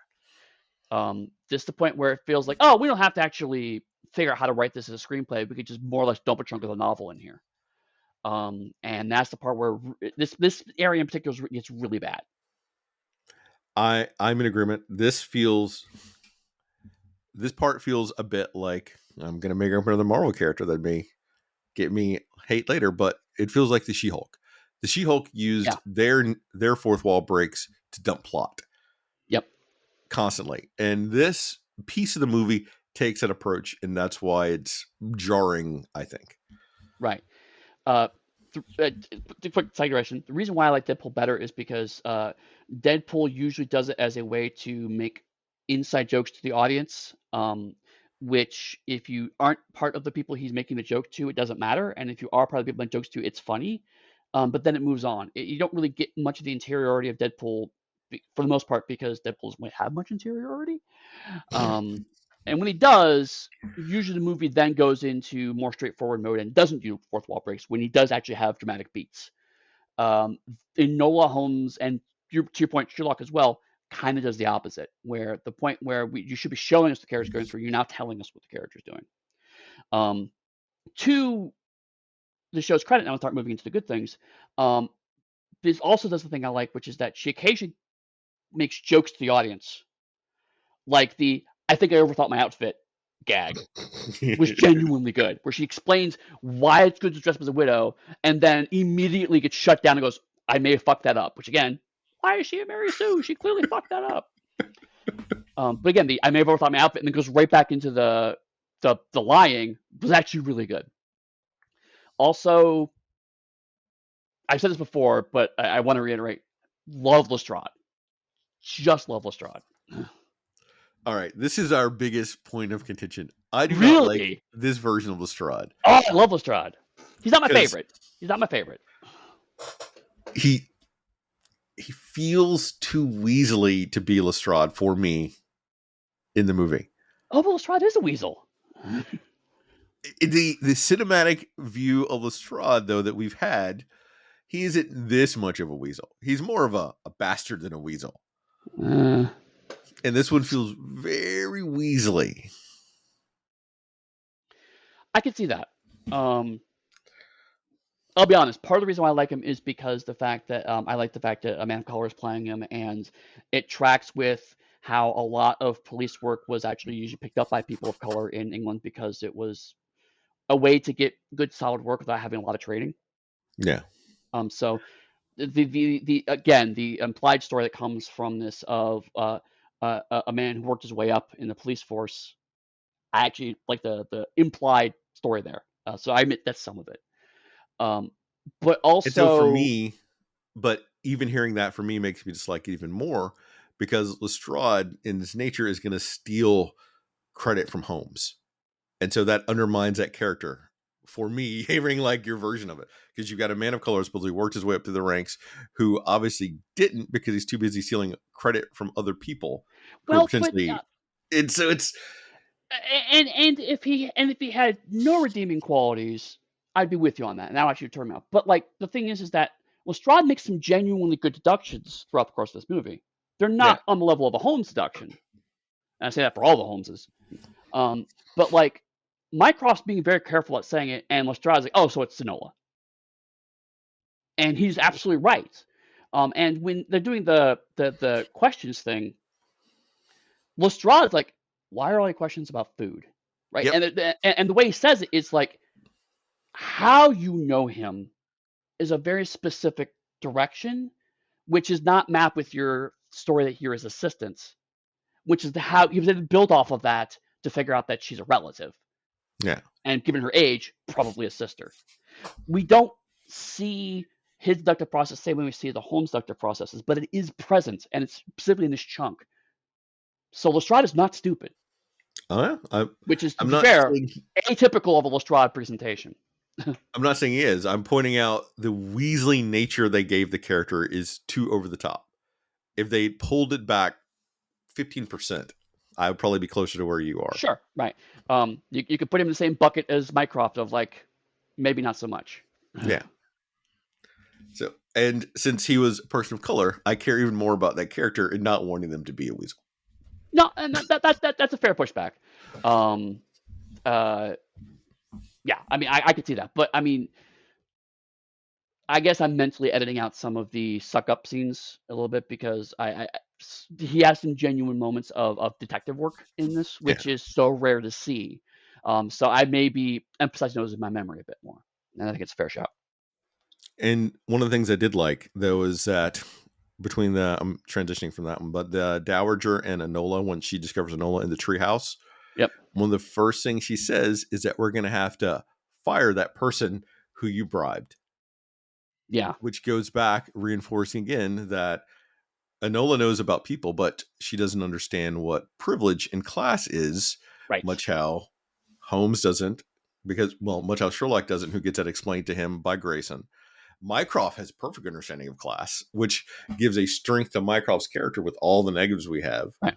But it shows how careless and reckless that Enola is up to this point. And then she does it again later, but that person's Right, meant for and I'm everybody glad fired. it's Grayson that had the conversation with Sherlock. I mean, there's an obvious resonance there, but also just more directly that Mycroft does understand privilege and wields it like a weapon. Yeah. Sherlock, because he's the younger brother, doesn't quite understand privilege and Just uses it benefits from it. unknowingly. So for Mycroft, privilege is a sword, whereas with Holmes, privilege is a shield. Sorry, with Sherlock Holmes, I guess at Holmes, Sherlock privilege is a shield, and so It's hard, Grayson right? calling He's it using their out. first name. Yeah, I know it is. So Grayson calling that out, which I thought was good, and ties to the mild arc that Sherlock actually gets in this. So I actually liked that part of it too. But again, that scene, for as much as I love it, makes it impossible to reconcile this movie as being from Manila's perspective. That scene right there Yeah. is the smoking gun. Everything else you can kind of maybe fudge it, but it is impossible to reconcile that. Manila could only have learned about that long after this is over, because otherwise, if you knew about that scene, the entire sequel makes no sense. Yeah. So it's like it actually gets worse the more Noah Holmes stuff comes out. That's why I couldn't defend it with my original thought Yeah, because it I didn't know. work. Anything else about this piece?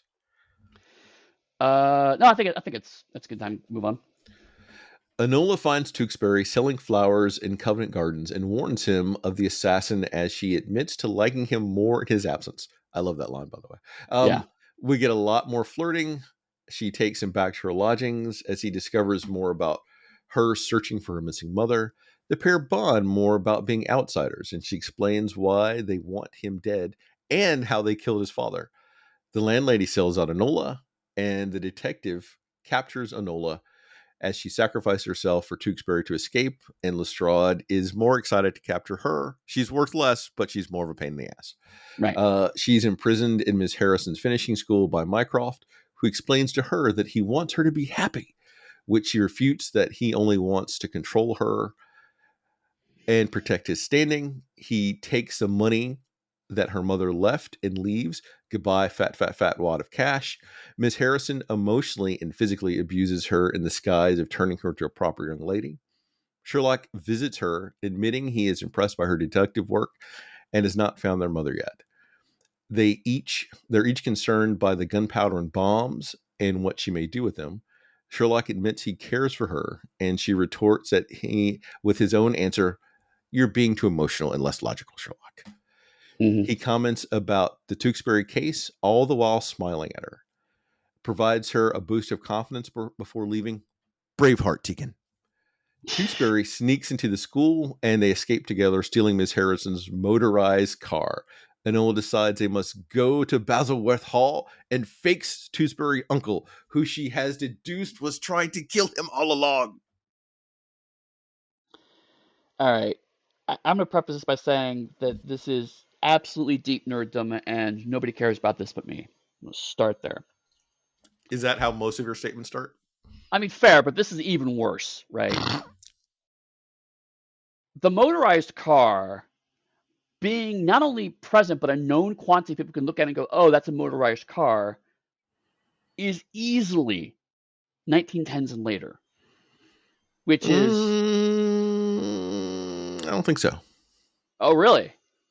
I feel like it's 1890s. We're quibbling probably about 15 years, but 15 Well, important those years. 15 years matter, actually. And actually, I'm going to quickly Google this now. um, because it wasn't steam powered. It was oh no, okay, you know what? Steam powered vehicles 1871. Was it steam powered? I don't remember. Like I was I don't think. saying, to be popularized and notarized, it should have been about 1890. It Okay, should have all been right. invented before then. Then all right, then I take it back. Maybe I don't have an issue with that because originally I was gonna say like the car being so well known and as a known quantity puts it too late in Columbus's career, but 1890 we're now talking about on the level of a 5 years difference, which is not worth arguing about. So, okay, Your Honor, I withdraw the objection. Thank you. That's actually why I'm glad I do this stuff because with your history knowledge, sometimes I learn stuff which is really great. Uh, Uh, so do you want to talk about the flirting? We want to talk about the abusive nature of boarding schools, or the Great Escape. so flirting, I got to make a Steve McQueen joke. the flirting is better than the Star Wars prequels flirting, which is kind of my metric for teenage flirting. Luke, I used to prequels. Oh my god, Lucas still didn't know how to write emotional scenes even at that point in time, I know. and the acting in that movie did not help. No, no.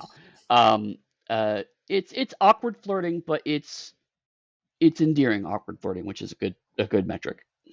Yes, and once again, it's not. I don't think that part is really aimed so much at us, but the bonding piece of that is what is important. Like Right. once Mhm. again, how they're bonding over being outsiders. It's interesting to see that as a noble, how Tewksbury doesn't fit in, how Enola has never fit in with her brothers, who is now her primary part of her family because her mother's missing.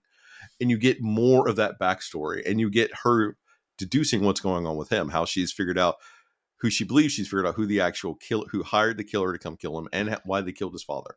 And it all goes back once again to the voting issue. Right.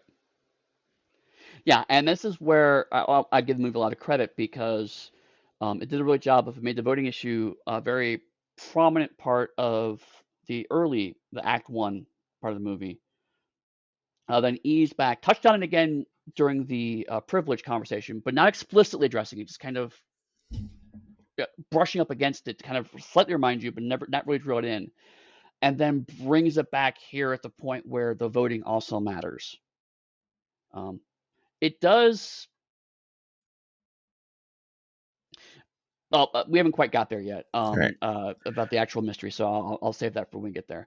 Then I'll also But point out how this shows that Enola doesn't understand people, how well she thinks that she does, or understands what money can buy by having Tewksbury show up and asking her if she had to live in this like hovel.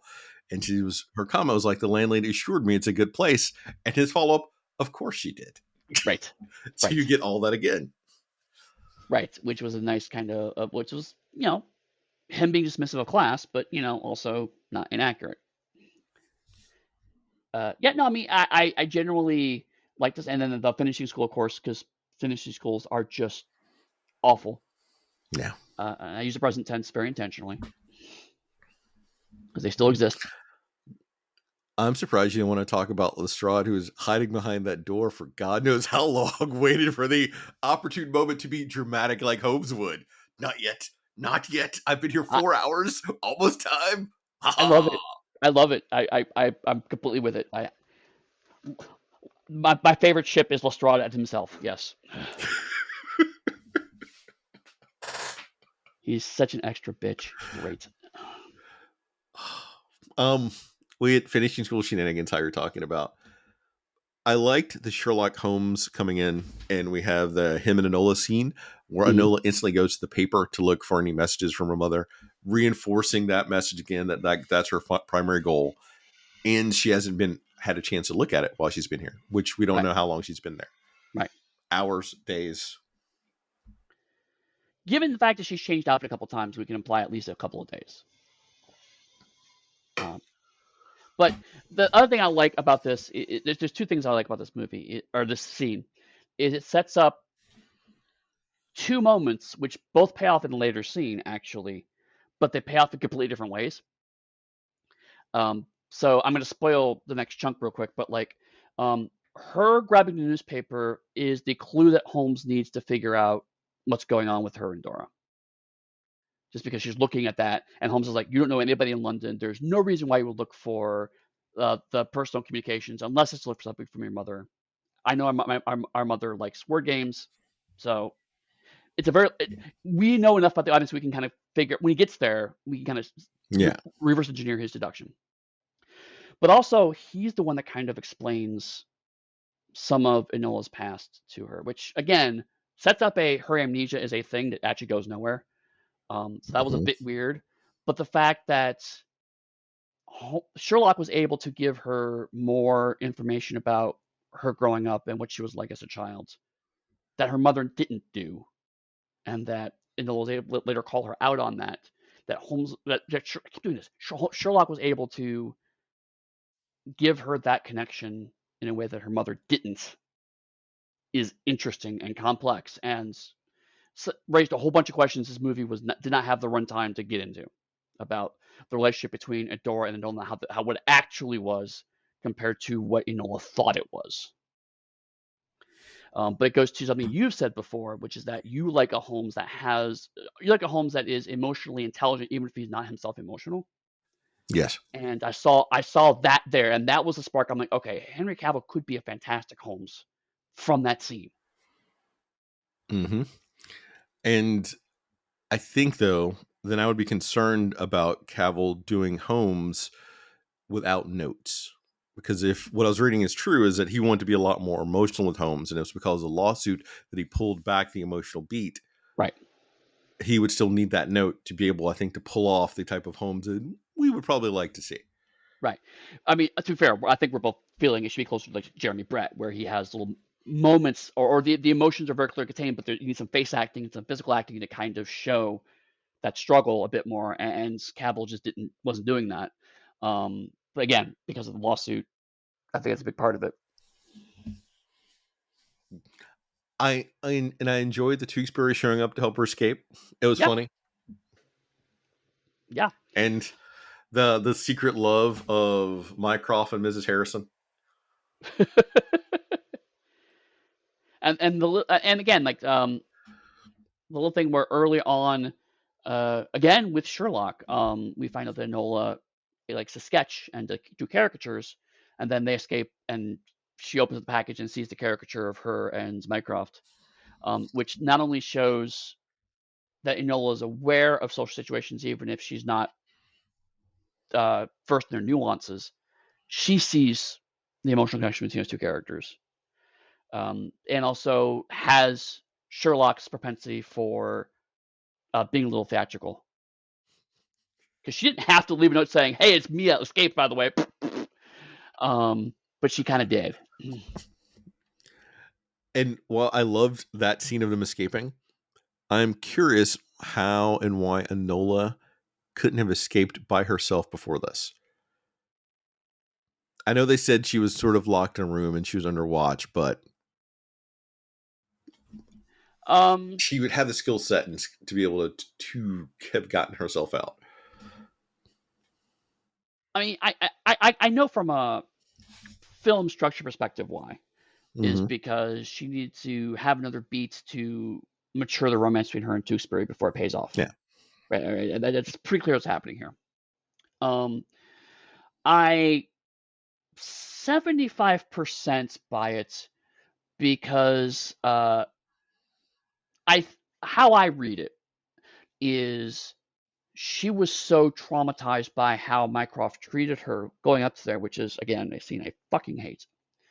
Uh, and the way she's shown in those snippets of her life is she looks like she's checked out.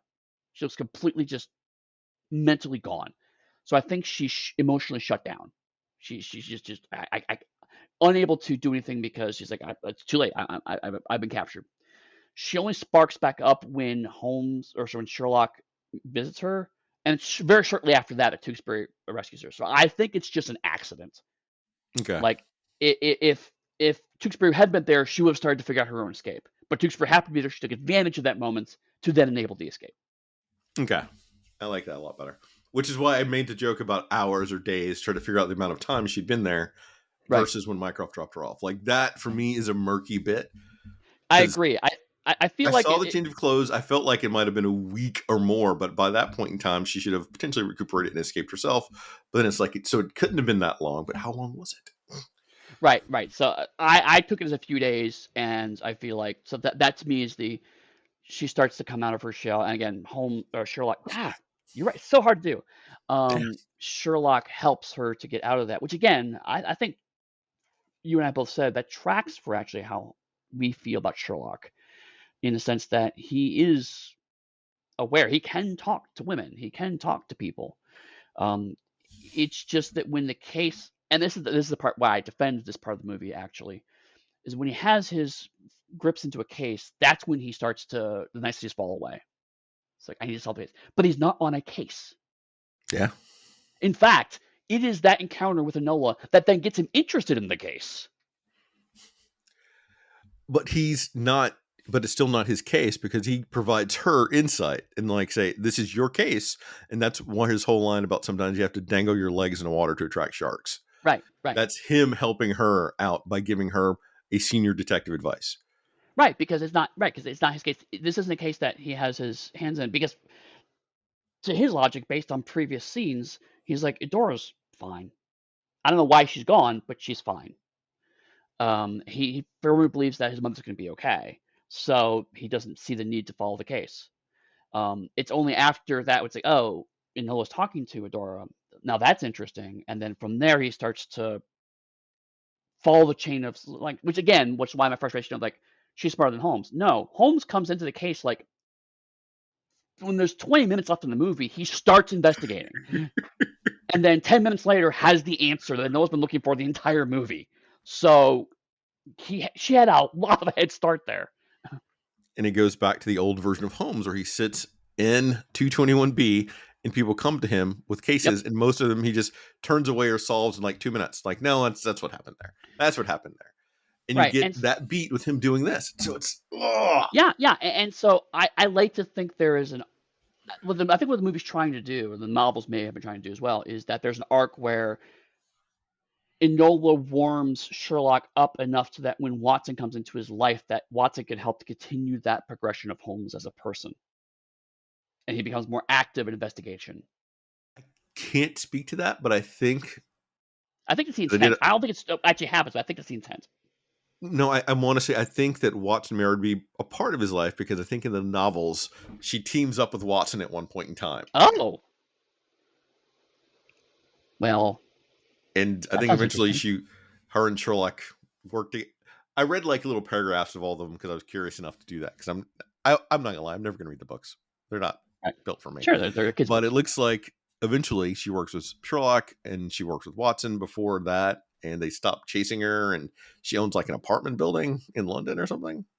Yeah. So it's a whole thing. But what would you expect after like 8 books? Your character has to progress and become Right. Right. better. Anything else about this before we move on to the last part of the movie? Let's get to the last part because I have concerns. The estate is seemingly deserted, but then Linthorn ambushes them with a gun, a fucking gun. Boom! Um, Right. Shit just got real. Enola trips him using her jujitsu, causing severe head trauma. He dies, unwilling to answer any of her questions, which is murky because I feel like he might have bitten a suicide tablet. But why would he have a suicide tablet? Yeah. Anyway, Tewksbury's grandmother is revealed as Linton's employer. As a staunch traditionalist, she didn't want him to take his father's place in the House of Lords and vote for the reform bill. She shoots fucking Tewksbury in the chest. Boom! But he survives, having hidden a plate of armor under his clothing. Sherlock arrives at Scotland Yard, where Lestrade informs him that Enola's actions as they plan to arrest the Dowager, and he asks why Sherlock's so late. Enola shares a tearful goodbye with Tewksbury. She eavesdrops on a meeting between Sherlock and Mycroft, where Sherlock states he wants her to become his ward, and Mycroft is cranky about the vote. Upon returning to her lodgings, Enola finds a door waiting for her there. She explains why she had to leave and why she must leave again, but she's impressed by Enola, who Enola has become. Enola refutes a lot of her mother's comments, saying Sherlock has already told me that. Yep. And at the end, Enola admits to having found her purpose. She's a detective, a decipherer, and finder of lost souls. Hmm. And I both like and hate this ending. Uh, Why do you hate this ending? Let's go there. um, Tewksbury's grandmother is really the big chunk of why I hate this ending. Because like on the surface, the twist is good. It's like okay, the person we thought was the reason behind it is actually a different person in the family who is against the vote. And we had a scene where she talks about how we have to defend England, and so it's one of the things where it's a twist. But as soon as she starts talking, it's like okay, no, I see how that happened, which is a good twist. When the audience goes, I should have seen that, even though you Yeah. didn't quite have enough information to actually see that. So that's a good mystery twist.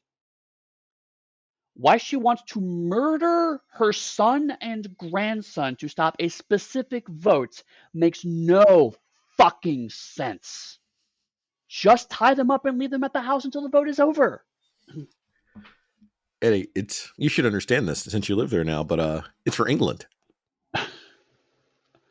No, it's not for it's and the thing is that she hires an assassin to murder her son and then her grandson. And it's just like it I feel like there's a scene missing somewhere, right? Because it's just so much of a leap. It's like the twist is fine, and then it just keeps going, and it's like whoa, whoa, whoa, whoa, whoa, no, you were done, you got it.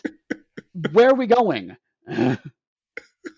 Right? Like if it had been a case of like she hired this guy, said, I need you to stop my son, and he goes, okay, cool, right, got it, stop him, and she's like, no, I didn't say murder him. Jesus Christ, what are you nuts? You know, that could have been something.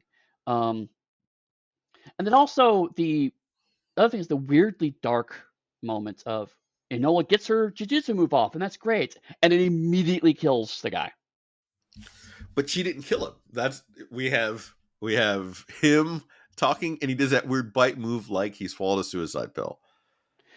Yeah, I don't know what that was about, but it looked the way the shot was framed is that his temple hit the spiked bit of the Yeah. the railing, and that instantly kills him. So it was an accident, and that's fine. But it was just so weirdly dark. Of like aha, success, I got the move off. And like seconds later, the guy's dead. And I'm just like, that is so bleak. But the thing is it was a point they made that she didn't kill him with her move. Right. But it felt like an own goal, right? It felt like you went this direction and then immediately had to walk it back. Whereas if you're doing the lighthearted young adult adventure, it should have just been, I got the move off and I capture him and tie him up or something. Yeah, we knock him out. Right, yeah. So he's unconscious, so we can't investigate him. But he's dead. And I'm like, Yeah, yeah, that's yeah. just such a it was such a shock, and not in a good way. It was like this is totally different from the rest of the movie. Would you have preferred if the Dowager had first pumped a shot into him and then shot her grandson? You failed. Weirdly, yes. Like if that was the play they were gonna make, then having her kill him would have made slightly more sense. And I made sense But in the loosest sense here. then she wouldn't look figure quote sympathetic, which explains her actual reasoning for having killed all these people. Right. The whole thing feels like the writer had an answer at the ends, and then this is the scene where it's all gonna tie together, and then just didn't quite think through all the ramifications of that.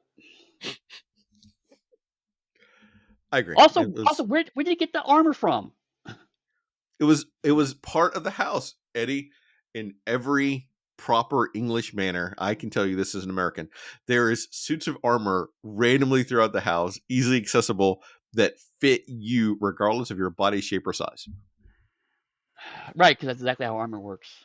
They're like It TARDISes, they're everywhere. just like every time you knock out a guard, his suit will always fit you. Yes, this is like standard, like understood things of logic and science.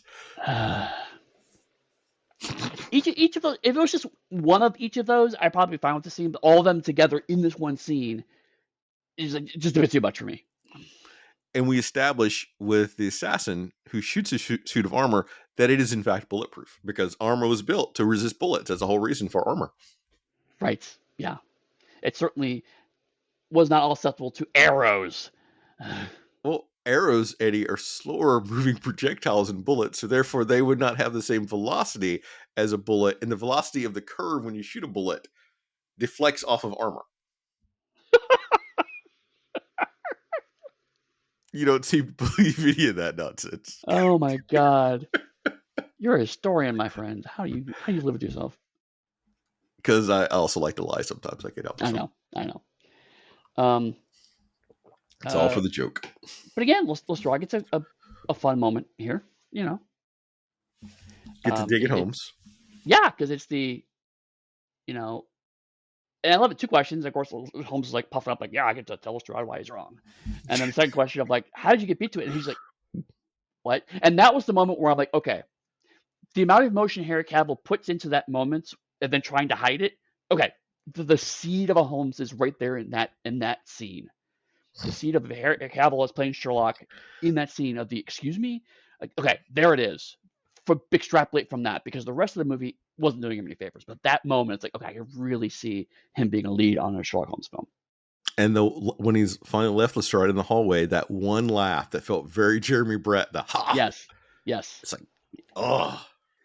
Yes. No, yeah. I mean, the whole bit was really good. And then how Sherlock kind of straight up manipulates Mycroft into taking control over Enola's as his ward, which immediately goes, cool, yeah, whatever, fuck off, I don't give a shit. Be a cool detective. Come to me if you need help. And Enola's like, great, on it. I love it. I think it's great. But the way he kind of just like, hey, Mycroft, things are going bad for you, so I'm going to use this exact moment to take advantage of you, which tracks with their relationship as you see in the movie.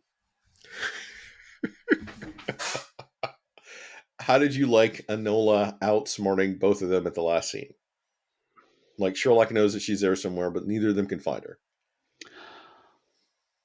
I like it because I am not entirely convinced she did. The way the scene is framed. First of all, I like the fact that it's a trap. She knows it's a trap, and she knows who set her the trap. And sure enough, they're there at the trap. But the way the conversation happens, it feels like Sherlock is humoring Mycroft. because when Sherlock sees the pine cone, which is her little stuffed Yeah. toy that she played with as a kid, um, he immediately knows what's going on and says nothing to Mycroft. So I feel like Sherlock went in this going, Enola's going to see through this. I think he even says that to the effect. Yeah, he does. She knows the trap. Um, so I think all of the Holmes siblings were working on different levels, and none of them were the obvious level. And it just came down to Sherlock knew enough about Enola to go, she's going to be here. She's probably going to be in disguise because he called her out in the earlier scene of two boys jumping from a train, quote unquote. So Yeah, he knows she's prone to using disguise. much like he is. Right. And at any point in time, could have just told Mycroft and didn't. Whereas Mycroft doesn't know Enola enough, which is the point of Mycroft's role in this movie, is that he doesn't understand her. And so he thinks she's a dumb girl who will just do what she's told, even though everything in the movie has told Mycroft that is not going to happen. Again, he's supposed to be the smarter brother. This is actually the scene where he is the most like Mycroft for me because of that. Because Well, one of the yes. things that Mycroft does is Mycroft does not usually leave like the Diogenes Club, and that's why he has Sherlock to go out and do the legwork. And having not done the legwork, no matter how smart he is, he wouldn't know any of her traits that she does, how Sherlock would. Right. So that was the most Mycroftian moment of the entire like 2 hour movie. Was right there. That I'll agree with. Because yeah, of course a young woman would want to come to the middle of London where all of these men meet because that's where I meet and I like it. So of course she'll come there. That I agree with you. That does track for a young, slightly more arrogant Mycroft. Um, but we're talking like 40% as opposed to 10, right? Yeah. But the thing is, no matter how smart you are, without any information or data, you can't figure anything out. Right. And again, the movie does a good job of him being concerned about the vote, although why he's concerned about the vote is something that I would also quibble about. But regardless, the movie established he is, and he's lost the vote, so he's upset about that. And so his mind is not completely on this annoying younger sister that he has to keep track of. And so Sherlock's like, "Hey, I'll take care of the annoying little sister. Don't worry about that. Fine," and then leaves. So the fact that I feel like Sherlock set the trap not for Enola, but for Mycroft. I think Sherlock went into this knowing that Mycroft would be irritated by having to wait because he knew she would not fall for the trap. And because Sherlock is theatrical, even telling Mycroft literally what he's doing to then Right. get what he actually wanted, which is Enola's freedom. So I that's like why I that. actually like this scene because I feel like they're all playing different forms of chess against each other, and ultimately Mycroft is the loser. No, I like it a lot. Thank you for that additional context. That was awesome. That's why I'm so conflicted about this scene because I like that part. I like the fact that when Eudora and Enola meet up again, Enola does not just forgive her, and in fact calls her out for all the things that Eudora has been accused of being a problem for. Enola is the only person who calls her out on the actual things that she has done wrong, which I like. Yeah. And Eudora, frankly, does not give a valid excuse. She's like, I just need to do this, so bye. Which is a very Holmes trait, don't get me wrong. It's a very parent trait if you're a bad parent. True, but also, Sherlock did leave his best friend for 3 fucking years thinking he was dead because he wanted to track down a criminal. So, it We've runs in the already family. established that Sherlock is a dramatic bitch. We've established that early on. He clearly gets that from Eudora. Clearly. So yes. um, In that last scene between her and Adora, I appreciate more hearing you talk about it than I did when I watched it. mhm. Well, see, that's fair because the reasons I don't like is there's also there's a lot of structure at the very end that implies an arc that didn't actually happen. Mm-hmm. So one is Eudora is regretful of her decisions, even though she's not been present in the movie and therefore has no reason to become regretful of her decisions. The only argument is she's a Holmes and therefore just knows everything, which is bad. But the bigger part, and this is again minor, but has to be intentional. Enola can ride a bike now.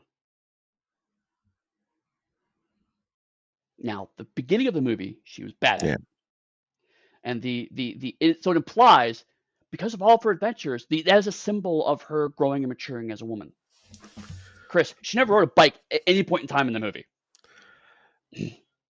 All right, Eddie. We both know there's some things we give a movie based on its structure the narrative is trying to tell. That is how they want to go back as a touchstone for the start of the movie. That's a give me. I let that one go. Well, normally I would too, but for me, uh, being right next to the Dora scene, it reinforces my mild frustration with the whole movie was that there's a whole lot of telling and assuming that doesn't quite happen. We talked before about how things are damped down, and sometimes I think it's the movie's credit, but also there's enough of that stuff happening that I feel like another half hour would have made this movie a lot stronger. Yeah, Um, but I, then I think oof, I think weirdly they told places where they should have showed, and then showed places where they should have told. I'll agree. I think 30 minutes would have made the movie stronger, but it would have also bogged down the movie. Fair. I admit I was briefly forgetting that if the target audience is kids, you got to keep it under 2 hours. Because I think right about now they're probably testing kids' attention spans as much as they could for how long this movie is. Yeah, because this is bang on 2 hours. And if It's like anything, they're 205, probably but I think most of that's credits, you know? yeah. If anything, I think they're probably looking for another 10 minutes they could cut, which then would have definitely made this movie not work. Right. Okay. All right. I'll accept that. Um, and I will accept that maybe some of this is just because I'm still so frustrated by the grandmother moment that maybe it's bleeding into the rest of the scene, rest of the ending. Yeah, the ending is the weakest part of the entire movie. You have no disagreement with me on that. I honestly feel like if you cut the Adora scene, maybe this will work better. Like you go right from Sherlock walking by Enola, Enola in disguise, to going right into I'm a detective. But you I wonder can't maybe if that might have worked better. because her whole arc is to find her mother and be able to No, confront her yeah, no, that's mother. So true. you That's need true that. too. That's And you can't put that before the core mystery because then that fucks. Yeah. Okay. No, you're right. That. Yeah. I don't know. Um, some of this is a case of maybe it's just tiny tweaks throughout to solve all of this, but I think we're in agreement. The ending is weak, although maybe we're slightly disagreement of why it's weak. But it definitely, I think we both agree the mm, ending is just overall pretty weak. yeah. And overall, it is a enjoyable movie that I would watch again. I have similar issues with this movie that I have with Mr. Holmes and with the 2009 Sherlock Holmes movie. Yep. I have similar issues about casting and race, some of the plotting, some of the steps they chose with characters, but overall, it's a good movie. Yeah. I'm in agreement. I mean, I think again, I think the choice of going through these things chronologically has shown a progression, both good and bad for these. Um, I don't know if I would watch this again, but you know what? If someone threw this on, I'd probably sit down and watch it. Let's put it that way. I wouldn't act seek it out. But if someone put it on, I wouldn't be like, oh, I can't watch that. I wouldn't try to find DVD of this to own, right? But That's our barometer, though, for a good movie here. Watchability. It's what we've established. Like, is what you made watchable? And there's a lot to be said for something that is watchable. And this is watchable yeah, enjoyment. yeah, no, yeah, you're right. I mean, I absolutely can't refute that. It is an extremely watchable film. At no point was I bored during this movie, which, even as much as I like Mr. Holmes, it has some fucking boring stretches. As much as we love Jeremy Brett, some of his episodes are Yeah. boring. We talked about that. Um, God. this is, a pacing perspective, it's up there with the Guy Ritchie film, even though it's again doing a very different thing. Yeah. So, but if we want to have a retrospective on Holmes, I don't want to go too much into that. Yeah. No, I think overall this movie's good. Eddie, if people are looking to come and talk to you about the wonder of Mycroft Holmes in this movie, where could they contact you and where could they actually get some of your swag to see how much you write Mycroft Holmes fan fiction that lines up with Enola Holmes' portrayal of Mycroft Holmes? If you want to read good Mycroft Holmes fan fiction, I point you to Kareem Abdul-Jabbar, who has written an excellent trilogy of Mycroft Holmes novels. Read those instead. But otherwise, you can find me at pugsteady.com. That is my website. That's also where you'll find me on Blue Sky, which is the social media site that has won the social media wars, as far as I am concerned, for right now. Um, but most of the time, you could find me on the Darker Hue Discord. Um, well, right now, I can't talk about much anything at the moment. Kind of quiet for me at the moment on Discord. But come by and talk to us. I'm sure we can start a conversation. If you're looking for me, you can possibly find the Discord. Much like Eddie, I've been pretty busy right now, so my comments have been minimal, just Yeah, occasional Star Trek meme or hey, I'm getting ready to run Star Trek or hey, I played Pathfinder. Then I'm out. right. Otherwise, if you want to buy my stuff, you can go to the Dark Hue Studios website, pick up one of the copies of Haunted West that are still lingering around, so I can eventually sell the first edition. Otherwise, I think it's about it. Eddie, did you think we'd be able to talk about Enola Holmes for over 2 hours? I actually wasn't sure. I thought it was gonna be an hour we were done, but turns out we had a lot to talk about, and we'll talk next week about all sorts of home stuff. Be seeing you.